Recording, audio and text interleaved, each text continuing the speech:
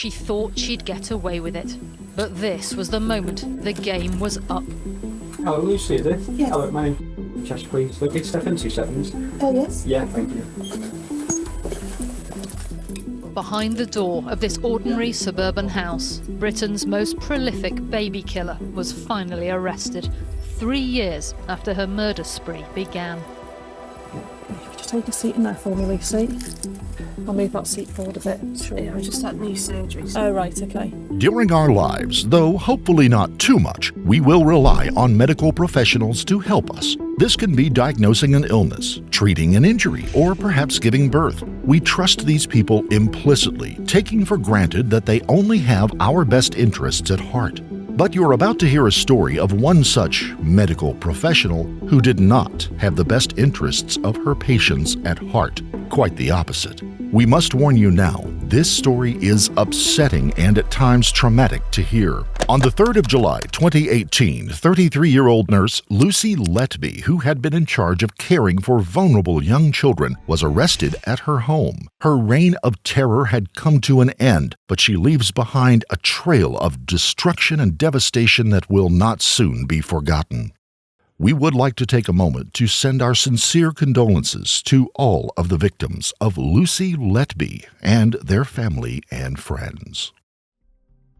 Our case begins in 2015, even before the Brexit referendum, the same year that Facebook hit its first 1 billion users. Also in this year, 700,000 babies were born in the UK. More specifically, 3,000 of these babies would be born in the Countess of Chester Hospital in northwest England. The hospital itself has a very good reputation. That is, until between June of 2015 and June of 2016. A sudden trend appeared in the hospital statistics, and it was very chilling for all concerned. Seemingly out of nowhere, there was a big spike in the death of babies in the neonatal unit, where premature and unwell babies are cared for. Senior doctors at the hospital looked everywhere for a medical explanation, but after exhausting all their options, they had no other choice than to call the police to investigate. Senior clinicians at the hospital had suspicions about one nurse in particular,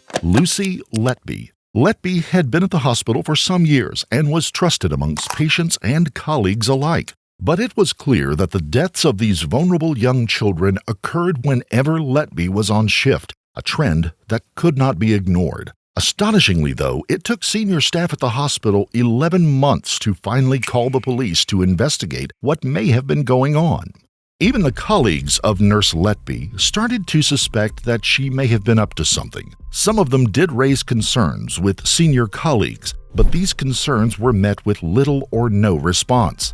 Unfortunately, it is well known that whistleblowers are not treated well. A stigma is attached to them, and in this case, many of the people who raised concerns with their superiors kept their mouth shut for fear of losing their jobs or careers. Nurse Lucy Letby was in a position of trust, looking after what are literally the most vulnerable people in society. Babies that had been born with illnesses or who had been born prematurely and in need of around-the-clock care. Children that were only hours, days, or at most a couple of weeks old. On the face of it, she appeared to be doing the job properly, doing everything she could as a professional to save the lives of these children. But the problem was, many of these children seemed to deteriorate suddenly and at night when nobody was around. Nobody except for Lucy Letby herself, who was almost solely responsible for the care and treatment of those children overnight. In total, 10 babies died while they were in the care of Lucy Letby over a period of approximately 12 months. Believe it or not, there was much more detail still to come out about what had been going on in the neonatal unit at the Countess of Chester Hospital. But for the time being, no one could be really sure if Nurse Letby was responsible. One thing we do know, though, is that senior colleagues must have been suspicious because they moved her off of the neonatal unit even before they brought the police in. These babies had been dying in a variety of different ways. Some had died from insulin injections. Insulin, of course, is used to treat people who suffer from diabetes, but it is not used on neonatal children. One of the babies also had a very serious liver injury. No injury like this could have been caused by a traumatic birth. The baby had been physically beaten. But what seems to have been and we apologize for the term, but the preferred method of hurting these children was injecting them with air. Now, this would kill almost any human being, no matter what age or health status. Even a slight air bubble in the circulatory system of the body can lead to an air embolism and stop the flow of blood to vital organs. Ironically, the police have suspected that it was the National Health Service themselves who may have unwittingly trained Nurse Letby to kill. The babies involved in this trial are unable to be named due to their young ages, but they had simply been lettered Baby A, B, C, and so on. But just 2 weeks before the death of Baby A, Nurse Letby had completed a course on how to inject medicines into the body safely. The course did not include just how to safely inject medicines, it also included what could go wrong if the proper precautions weren't taken, including specifically air embolisms. In just 2 weeks, during June of 2015, 3 babies had died on the neonatal unit. One of these cases that has been much talked about is Baby D. Baby D had only been put in the unit to give her mother a break. Her labor had lasted 60 hours, and doctors suspected Baby D may have had an infection because he was showing some breathing difficulties. But it was a full-term baby, not premature, so really she shouldn't have been on that unit. But like the other poor children, she was left in the care, and we do use that term loosely, of Nurse Lucy Letby. Apart from the short-term difficulties with breathing, Baby D was in good health. The doctors were not majorly concerned by a small infection that could be treated. There wasn't any question that Baby D was going to live. But one night, her parents, who were getting some sleep in the hospital, were awoken by a nurse who was in a blind panic. Very unprofessional, to say the least. The nurse woke the parents up and told them they needed to get to the neonatal unit now. After the mother got into a wheelchair, she was rushed down. A doctor was already present trying to resuscitate the poor child. The parents said the doctor did really try his best to save the little girl. A nurse tapped him on the shoulder and said, "It's time to let her go." After the event and during the investigation, it was believed that Baby D had been attacked on 3 separate occasions during that one night, injected with air 3 times. A strange discoloration had appeared across her abdomen, which had doctors puzzled. They said that it looked like a rash or even a bruise, but neither made any sense because they would appear and disappear at different times. It would later be discovered that poor Baby D wasn't the only baby suffering with this strange rash. Baby E was to be a similar case. Baby E's parents had been due to give birth in the neighboring Liverpool, but due to a shortage of beds and some potential issues doctors anticipated with the birth, they decided it would be best to go to Chester instead. The mother was due to give birth to twin boys. There were complications with the labor, but both children were delivered safely after doctors performed a C-section. The boys were doing well, and it was anticipated that they would soon be moved to a hospital back in Liverpool. That night, the 3rd of August, the father went home for some rest, and the mother was sleeping in the hospital ward while both of her sons were left in the neonatal unit. Later in the evening, the boy's mother had expressed some breast milk for the children and took a walk down to the unit to deliver it. As she got closer, the mother described hearing a blood-curdling scream coming from one of her sons. The mother described how it was no ordinary cry from a baby, so much so that it left her traumatized to just hear it. As she entered the unit, she rushed over to her son's incubator to see blood coming out of his mouth. Nurse Letby was described as sitting at a workstation in the corner of the room at the time, but not near the baby. The mother was advised by Nurse Letby that there wasn't anything wrong and that she shouldn't worry, but of course the mother was worried, and rightly so. In the early morning hours, the baby boy's condition worsened as he fell out of consciousness. Doctors rushed to the unit, tried to save the child for 50 minutes, but again, their valiant efforts came to nothing. One of those doctors had been one who worked on Baby A, and now he was noticing the same rash seen on earlier infants from this unit on Baby E. The police later concluded that Baby E's mother had disturbed Nurse Letby mid-attack. The rash remained a mystery to the medical staff. However, one consultant did take a serious interest. Dr. Ravi Jairam spent a lot of time researching what the rash could have been, and it didn't take long before he discovered a possible cause. He discovered that it may have been the result of an air embolism. At this point, nobody had any idea what was happening to so many children in such a short period of time. The problem was, although Dr. Jairam was doing his best to find the problem, it took months of patient research to discover the probable cause. In that amount of time, other babies died as well.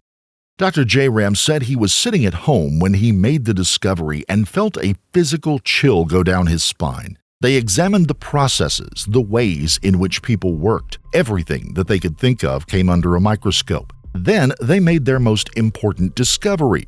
They noticed that every time a child had died, the same nurse had been on duty, Nurse Lucy Letby. As a result, they noted the coincidence down but didn't act on it. Now, this may seem careless, but it wasn't. The doctors didn't believe, or certainly did not want to believe, that a nurse or any of their colleagues was capable of harming children in their care. That is, until another baby, named Baby K, died on the unit with the same symptoms as the previous children.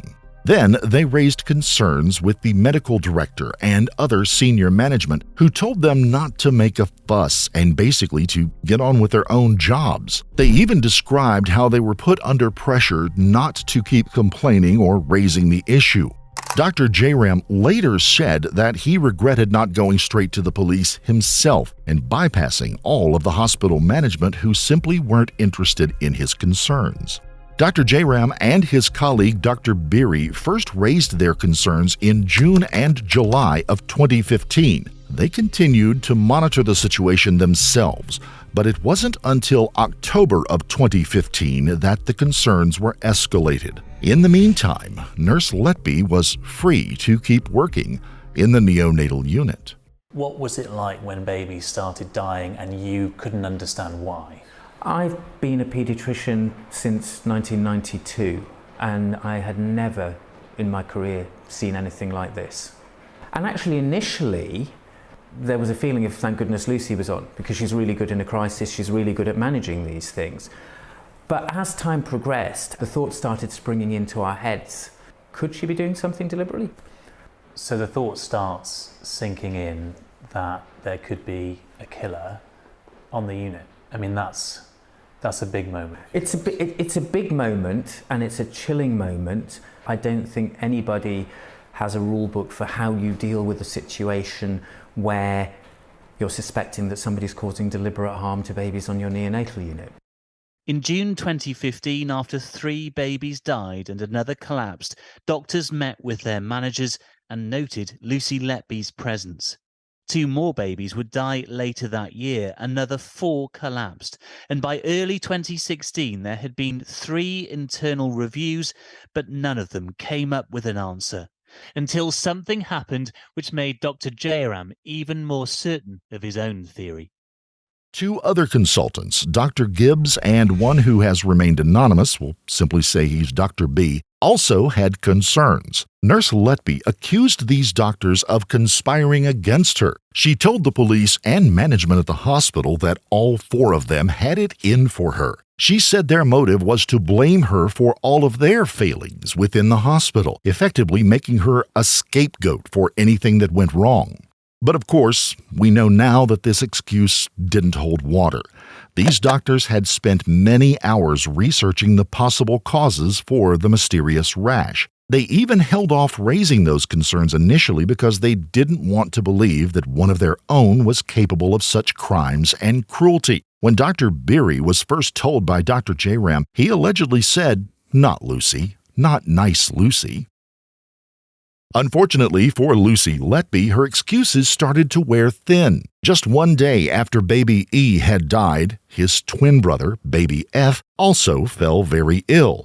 Baby F had a sharp metal object shoved down his throat, which of course caused massive bleeding from the mouth and nose. Doctors and nurses rushed to help the child while Lucy Letby stood by watching them as baby F's heart stopped. Baby F lost a quarter of his blood during the CPR alone. They continued trying to restart his heart for 47 minutes, administering 5 separate shots of adrenaline. The heart did momentarily start again around 1 a.m., but that was short-lived. The doctors and nurses who attended this traumatic death were not aware of the suspicions surrounding Lucy Letby at the time. The doctor at the scene thought the baby had died from natural causes, some kind of infection or bleed from the stomach. As a result, he made an error, albeit an accidental one. He advised the parents not to have a post-mortem. In the courtroom much later, the doctor who was at the scene gave an emotional public apology to the parents, who she said that she had let them down by not requesting a post-mortem. But one of the cases did have a post-mortem. This was baby O, one of the triplets who had been born at the hospital. Baby P, one of the other siblings, had also died in the neonatal unit. 2 of the 3 triplets died within a day of each other. The post-mortem on baby O showed devastating injuries to its liver. The triplets and other babies born that week had been born at an opportune time. Lucy Letby was on holiday to Ibiza, but tragically for baby O and baby P, she returned the day they were born, and they were left in her care. Devastated and heartbroken at losing 2 of their 3 children in such a short amount of time, the parents begged the doctors to get their 3rd child off of the neonatal unit. At first, the doctors were reluctant. This, of course, demonstrated a lack of trust from the parents towards the hospital and its staff. But the parents would not take no for an answer. The 3rd triplet was indeed moved. Triplets are not very common, and identical triplets are even more rare. The difference being that identical triplets share the placenta in the womb. Only 1 in approximately 200 million births will be identical triplets. They had all been brought into the world successfully and without any complications. So why did 2 die and 1 survive? The answer was tragically simple. Lucy Letby had planned to move on to the 3rd triplet, but due to the parents' insistence that they be moved to another hospital, the 3rd child survived.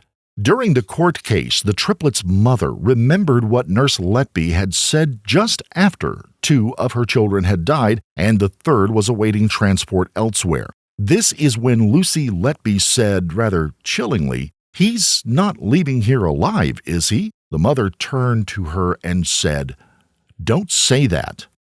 During the trial, the prosecution put forward a theory as to why Lucy Letby continued doing what she was doing. A doctor who had worked similar shifts to Lucy was regularly called to the unit whenever a child fell ill. He couldn't be named for legal reasons, so we'll call him Dr. A.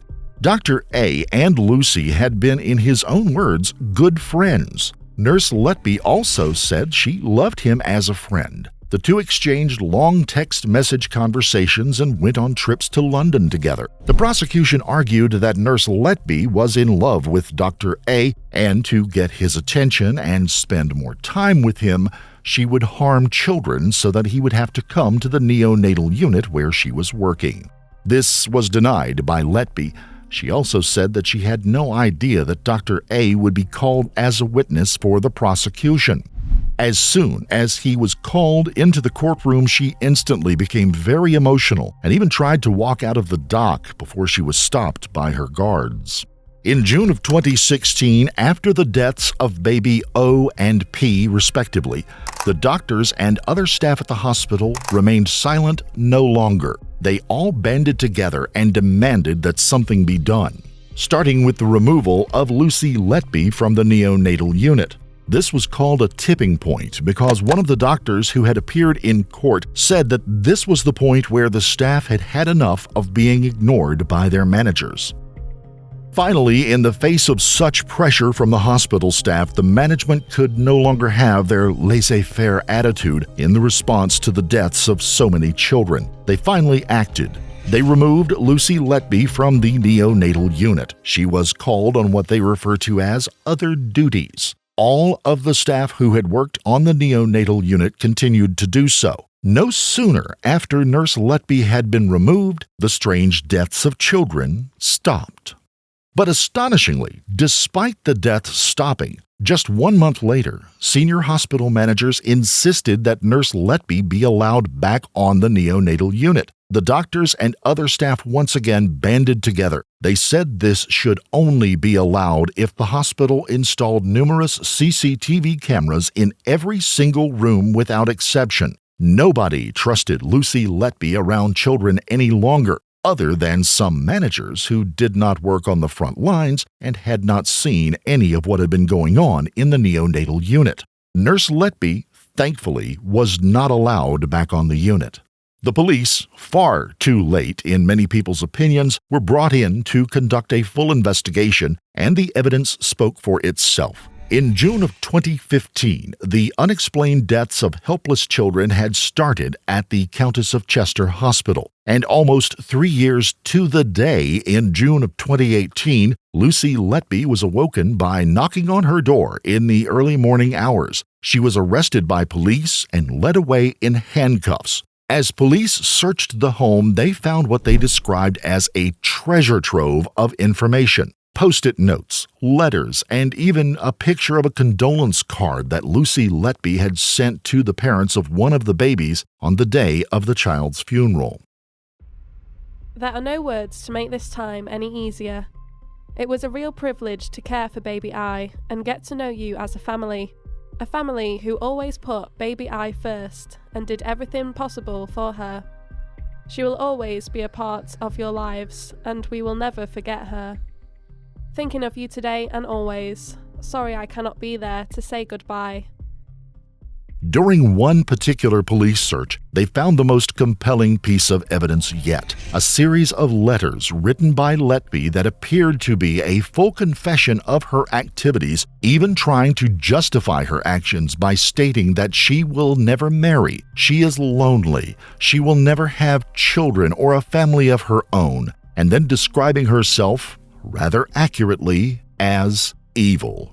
The police believed that Lucy Letby wanted them to find the letters. After all, she had ample opportunity to destroy them at any time. She knew she was being investigated for months before she was arrested. She also had colleagues at the hospital who police believed were feeding her updates on the investigation. If she wanted to hide any possible incriminating evidence, she could have done so, but she chose not to.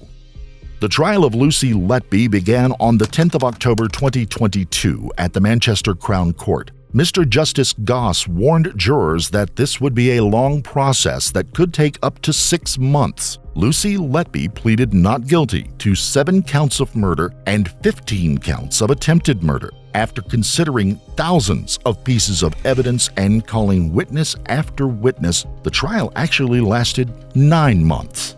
On the 10th of July 2023, the jury, after all the evidence was considered, was sent out to deliberate their verdicts. Lucy Letby was found guilty of 7 murders and 6 attempted murders. She was found not guilty of 2 attempted murders, and the jury was unable to reach a verdict on the remaining 6 counts of attempted murder, which could spark a retrial in the future. On the 21st of August, Letby was sentenced to a whole life term in prison. Mr. Justice Goss specifically said that any provisions for early release should not apply in this case, and that she shall never be released. Refusing to appear in court for the verdicts or the sentencing, by the way. In the UK, offenders have the right to not appear for their sentencing. This has now prompted a major public outcry. All of the parents involved in this case are now lobbying for a change in the law, something that the government said they are looking at. Lucy Letby was only the 4th woman to be sentenced to a whole life term in the UK. This case has caused outrage in the United Kingdom. The NHS put out a statement of apology and used the phrase, "lessons will be learned." These words have been met with disgust and contempt from politicians and members of the public alike. We are extremely sorry that these crimes were committed at our hospital, and our thoughts continue to be with all the families and loved ones of the babies who came to harm or who died. We cannot begin to understand what they have been through. Since Lucy Letby worked at our hospital, we have made significant changes to our services. And I want to provide reassurance to every patient that may access our services that they can have confidence in the care that they will receive. Despite the concerns of parents and colleagues, Letby was allowed to continue murdering defenseless children for 12 months. Members of the management team at the Chester Hospital have now, rightly, resigned. She is now facing fresh allegations that she may have attacked over 30 children in addition to the 13 that she has been found guilty of killing or attempting to kill. Without remorse or empathy or thought process around what it was, and she continued to do exactly how she'd gone through. She went through each case clinically. We would be foolish if we were to think that we have gathered all cases that Lucy Letby could have touched in one go. We're committed to doing a overarching investigation looking at every single baby's admission into neonatal unit for the entire footprint that Lucy Letby's been employed, which is over 4,000 babies across both the Liverpool Women's Hospital and the Countess of Chester.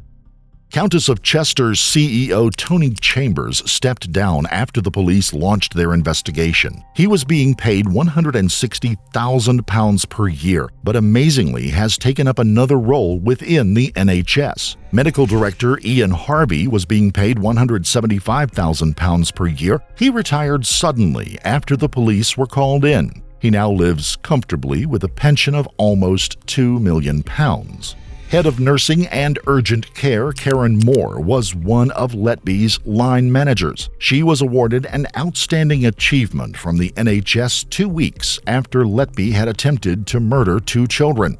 She was then promoted to the head of nursing. She has since left her role and now runs a luxury holiday rental company. There are now strong demands from the public that prosecutions are brought against these individuals for their part. By ignoring concerns and complaints, they are surely themselves partly responsible, even forcing doctors to apologize to Letby at one stage. It is said by many that there are too many managers who have zero experience on the front lines of medical care. Some of them are not even medically trained. They are described as bureaucrats who simply were not, and in many cases are not, fit for purpose. There is no question that the doctors who raised their concerns could have acted more swiftly or even called the police themselves. They have received criticism, but it has also been revealed that these doctors were threatened with referral to the General Medical Council, who have the power to strike doctors off. Unfortunately, the fear of losing their careers prevented them possibly from acting faster. Many doctors have since spoken out about the layers and layers of management within the health service, which are in some cases able to ignore or overrule professional opinions of medically trained staff who just want the best for their patients. As always at Beyond Evil, our thoughts are with the victims. Those tiny children had been brought into the world just hours before they were murdered or someone attempted to murder them. All they needed was a little help to nurture them to full health so they would have a shot at life. That shot at life was taken away from them by the actions of one truly evil woman. Rest in peace to all of those children who did not survive, and we wish only the best for those that did manage to. If you found this story compelling, don't forget to like the video. Comment down below your take on it, and please subscribe to the channel. Also hit the notification bell in order to stay up to date each time we reveal a new shocking case. Until next time, stay safe and keep your eyes peeled. You never know what's lurking in the shadows.